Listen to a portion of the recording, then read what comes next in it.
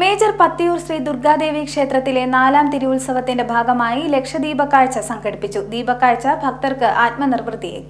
Major Pathiyoor Shri Durgadevi ക്ഷേത്രത്തിലെ 4ാം തിരുവുത്സവത്തിന്റെ ഭാഗമായി സംഘടിപ്പിച്ച ലക്ഷദീപ കാഴ്ച ഭക്തർക്ക് ആത്മനിർവൃതിയേകി. നൂറുകണക്കിന് ഭക്തരാണ് ക്ഷേത്ര സന്നിധിയിൽ എത്തിച്ചേർന്നത്.